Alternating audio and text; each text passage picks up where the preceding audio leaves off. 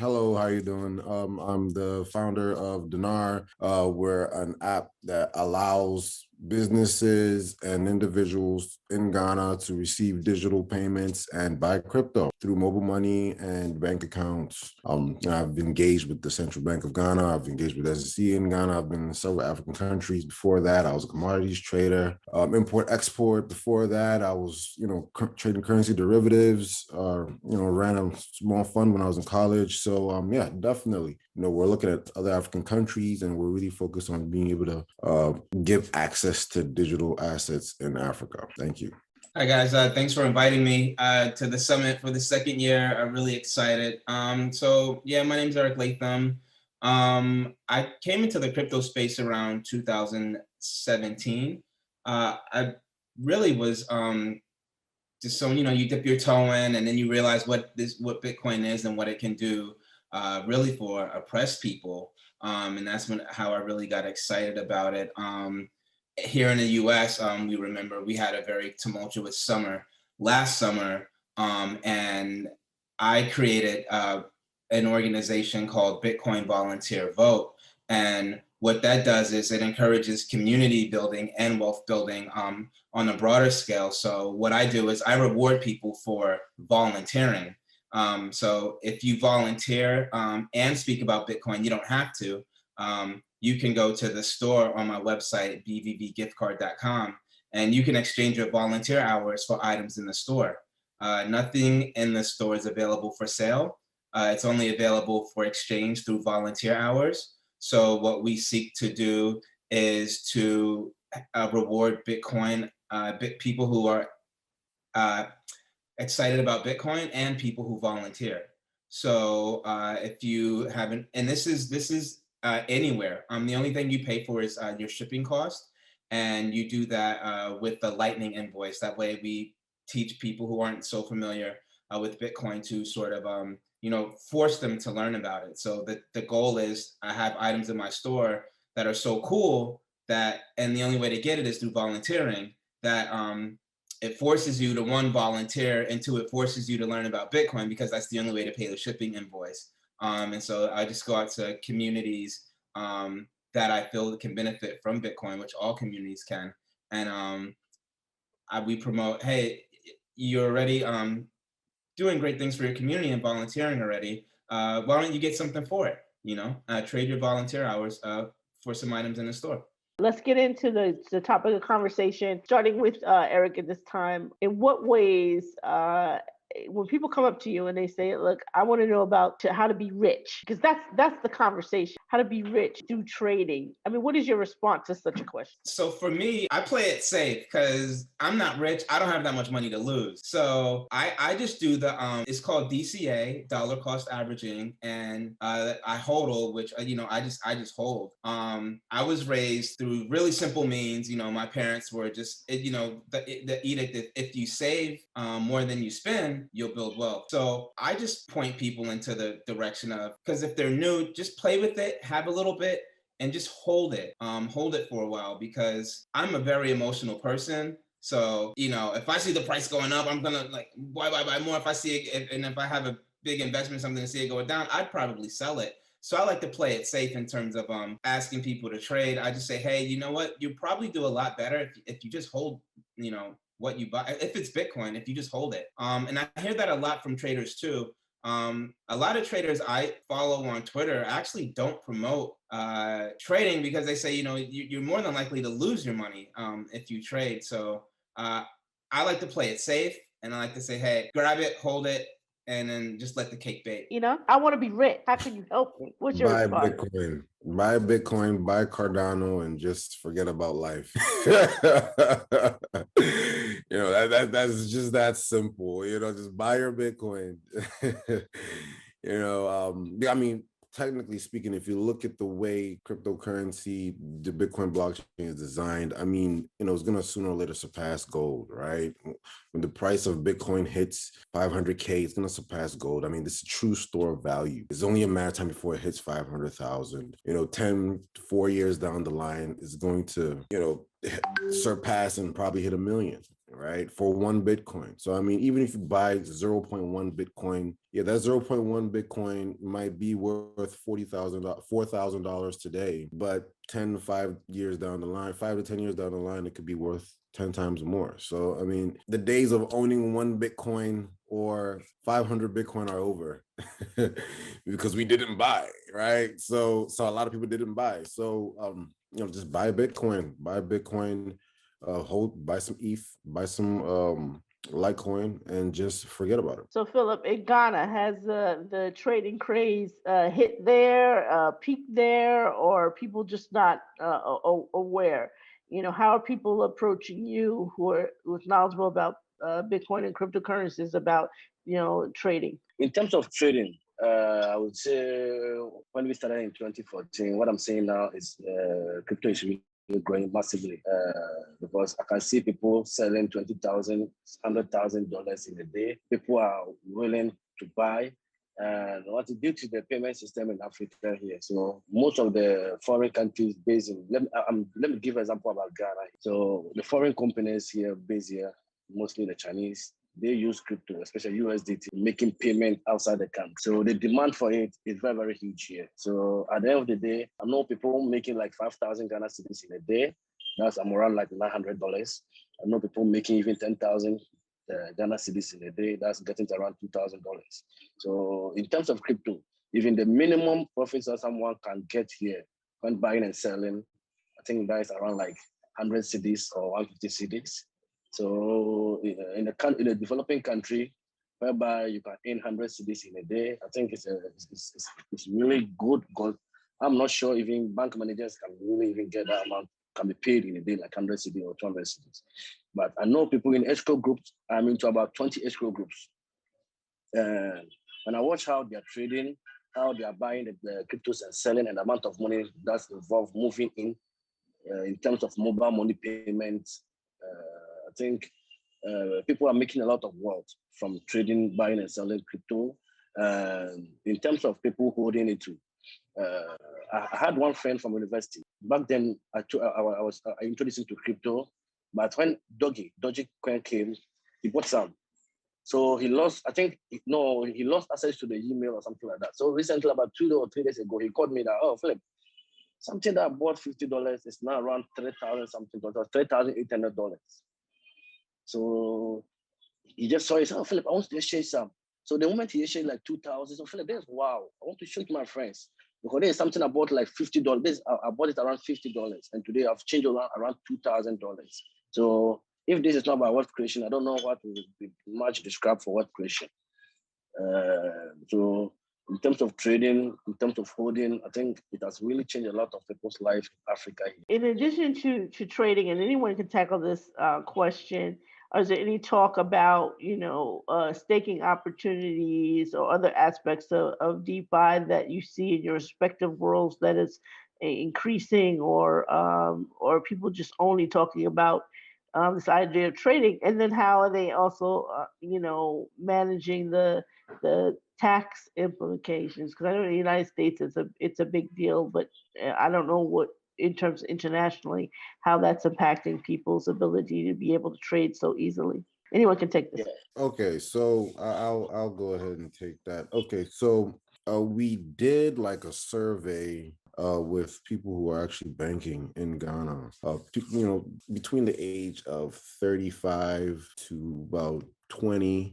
And this is the demographic that is really, really into crypto. That has caught a keen interest in crypto outside of like some of the business people in Ghana. And what I've been able to find out is that there's actually people actually trust some of the DeFi platforms. People are actually into DeFi. People don't really trust saving their money with the bank as much. The trust is there, but it's gradually dwindling. I mean, if somebody is able to, if there's a platform that's able to yield interest, it is definitely going to catch fire. I know a few people who are into the banking space in Ghana for particular banks that are actually using DeFi platforms. They're literally moving money from one account, from their retirement accounts, and put it into DeFi platforms. So, there's a lot of brewing interest there. There's definitely a lot of interest when it comes to staking, DeFi. People don't really know. I mean, if somebody's able to properly build something, you can literally potentially replace a bank, probably. Thank you.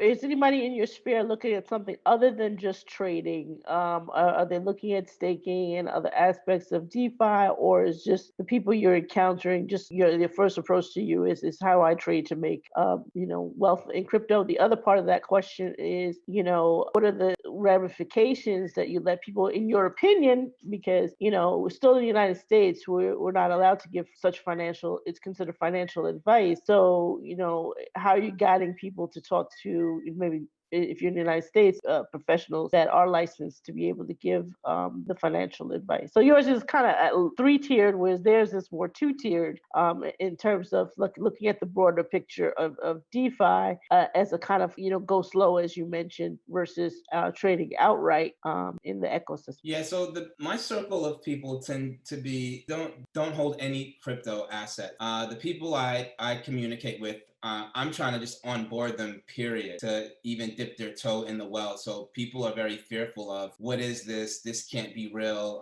There's no way I'm moving my money from, my retirement account into crypto. I think because in America, we do have the privilege of banking. So it doesn't really make sense to Americans outright to use crypto when, their retirement account, although it's only yielding 10% annually, they still are more comfortable with that system because crypto's so new to them. So for me, it's not so much about DeFi and trading and yield, because that's such a huge step for them. For me, it's getting them to just hold Bitcoin, to just get through a dip and survive a dip and not freak out when Bitcoin drops 50%, and get them to understand that actually buying the dip is the best thing you can do when Bitcoin goes down 50-40%, not to sell it.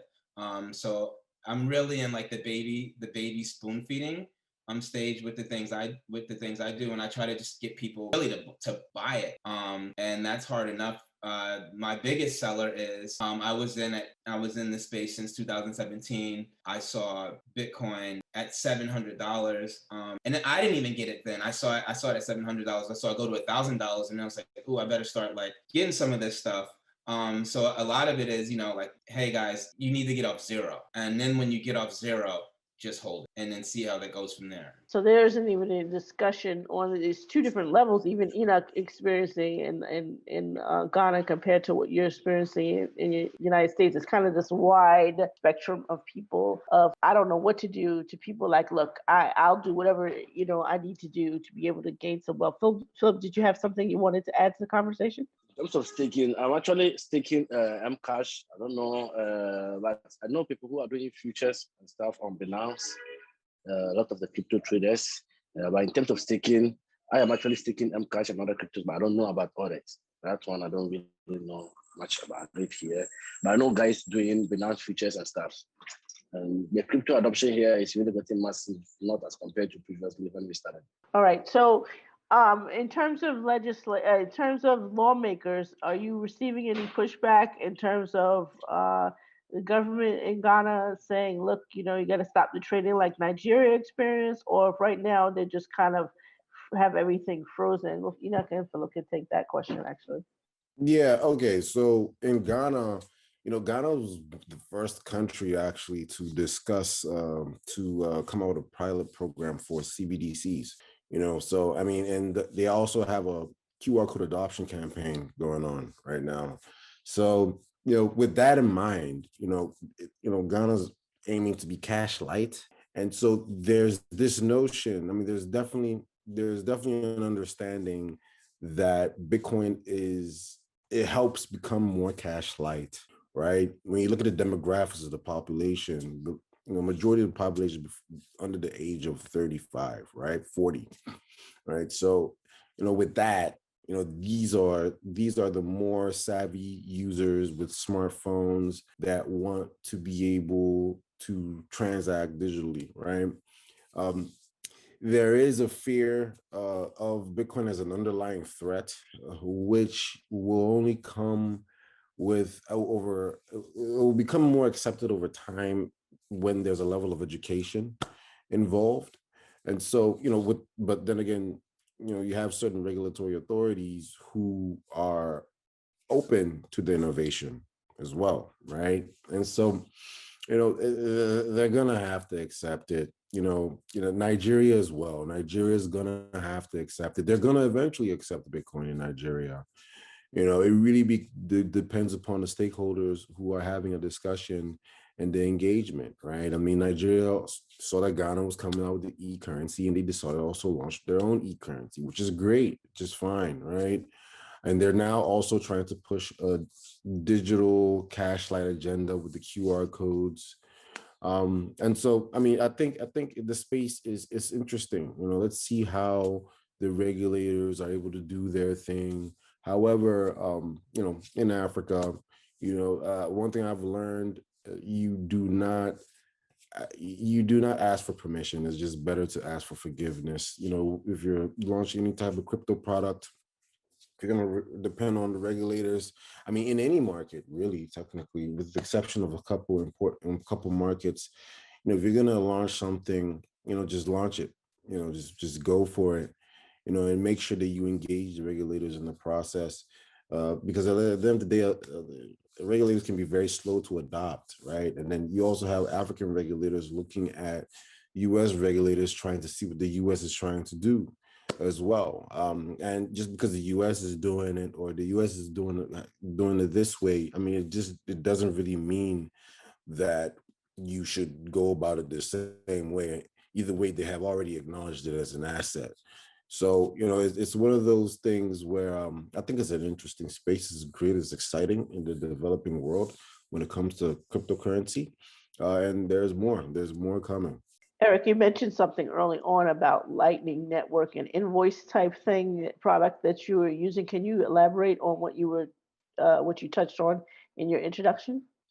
So my website, BVV gift card, which guys, anyone can take advantage of this. So if you know any volunteer organizations, or if in fact if you're volunteering, you can point them to bvvgiftcard.com, and they can exchange. There's a section where you can redeem your volunteer hours. I'll show you how to do it for items in the store. But the only thing that you pay for is the shipping, and I just do that via a Lightning invoice, and then the individual essentially has to already know how to use Lightning, or they have to learn. That's the incentive of getting receiving the item on the store. It's sort of like it forces you.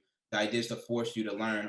Of course, I'm there to walk you through it, but it's just any Lightning platform that you want to use. You can use a non-custodial wallet, a custodial wallet. It's just it's just an educational tool. I've learned that I can speak about something as much as I want, and that's not the best way to get people to adopt something. I think the best way to get people to adopt something is through incentive. And so part of having cool items in the store is the incentive of, okay, the way for me to get this is paid through the Lightning invoice. And I would just basically present you a Lightning invoice, and it's on you to learn how to use it. And then that way, not only do you get the item, not only did you volunteer in your community, not only did you learn about Bitcoin, but now you're learning how to use Lightning as well. So it's kind of like So you provide links for people to first learn how to use it, and then how do you verify that people did the volunteer work that they said they did? And it's like, since two of our people, they're in Ghana, can someone from Ghana use your network as well? And how do they verify they did the service work that? So we have we have a verification system where you post your experience on social media.